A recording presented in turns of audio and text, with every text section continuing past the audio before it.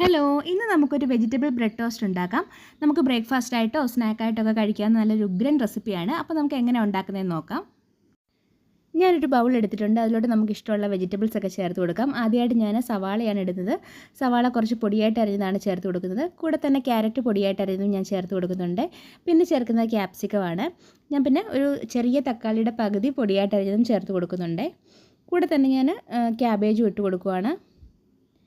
ഇനി വേണ്ടുന്നത് പച്ചമുളകാണ്. ഞാനൊരു പച്ചമുളകിൻ്റെ പകുതി മാത്രമേ എടുത്തിട്ടുള്ളൂ. എൻ്റെ കയ്യിലുള്ള പച്ചമുളക് ഇച്ചിരി എരിവുള്ളതാണ്, അതുകൊണ്ടാണ് പകുതി എടുത്തത്.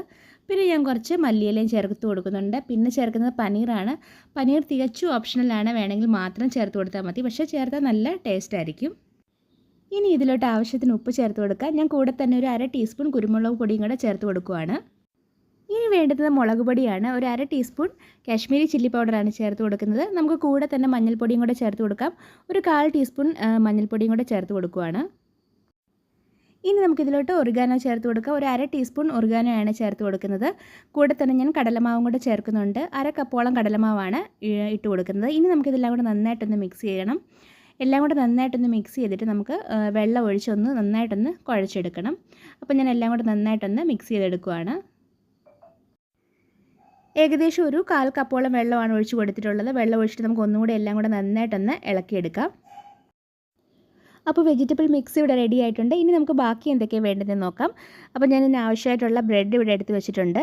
ഇനി നമുക്ക് നമ്മുടെ ഫില്ലിംഗ് ഇതിലോട്ട് വെച്ച് കൊടുക്കാം. ഫില്ലിങ് വെച്ച് കൊടുക്കുമ്പോൾ നമ്മൾ സ്പൂൺ കൊണ്ട് നന്നായിട്ടൊന്ന് പ്രസ് ചെയ്ത് കൊടുക്കണം. ഫില്ലിങ് നന്നായിട്ട് അതിനകത്തിൽ സ്റ്റിക്കായിട്ട് ഇരുന്നില്ലെങ്കിൽ നമ്മൾ അത് ടോസ്റ്റ് ചെയ്തെടുക്കുന്ന സമയത്ത് അത് ഇളകി പോകാൻ ചാൻസ് ഉണ്ട്. അപ്പോൾ ഞാൻ 2 ബ്രെഡിലും നന്നായിട്ട് തേച്ച് പിടിപ്പിച്ച് വെച്ചിട്ടുണ്ട്.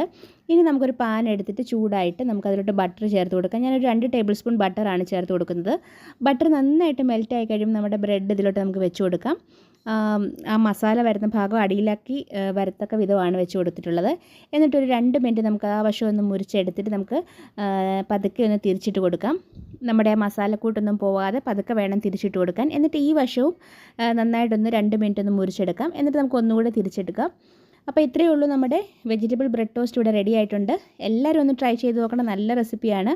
അപ്പോൾ പുതിയൊരു വീഡിയോ ആയിട്ട് നമുക്ക് വീണ്ടും കാണാം. അതുവരേക്കും ബൈ.